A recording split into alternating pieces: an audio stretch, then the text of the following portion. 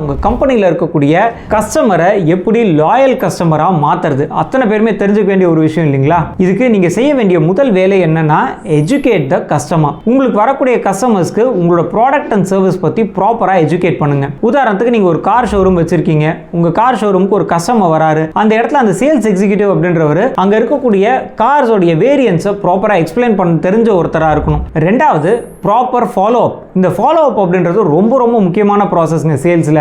என்னன்னா நம்ம ஓவர் டூவும் பண்ணிடக்கூடாது. அதாவது அவர் போட்டு தொல்லை பண்ணியும் எடுத்துடக்கூடாது. அதே சமயம் ஒரு மாதம் 2 மாதம் ஆகட்டும் பார்த்துக்கலாம், அப்புறமா ஃபாலோ பண்ணிக்கலாம் அப்படின்னு விட்டுறக்கூடாது. ப்ராப்பரான ஃபாலோ அப். உங்கள் கஸ்டமரை பற்றி இன்னும் கொஞ்சம் நீங்கள் ரிசர்ச் பண்ணாலுமே பெட்டர். அடுத்த ப்ராசஸ் ரொம்ப முக்கியம், பை. அதாவது உங்களோட கஸ்டமர் உங்ககிட்ட ப்ராடக்ட்டை பர்ச்சேஸ் பண்ணணும். ஸோ இதுக்கு பார்த்தீங்கன்னா உங்கள் கஸ்டமரை நீங்கள் மீட் பண்ணும்போது, இல்லை உங்கள் கஸ்டமர் உங்கள் ஆர்கனைசேஷனுக்கு வராரு, இல்லை ஃபோனில் காண்டாக்ட் பண்ணுறாரு, எந்த ஒரு முறையாக இருந்தாலும் அவருக்கு ஒரு ப்ராப்பரான ஒரு எக்ஸ்பீரியன்ஸை க்ரியேட் பண்ணிட்டா போகிறோங்க.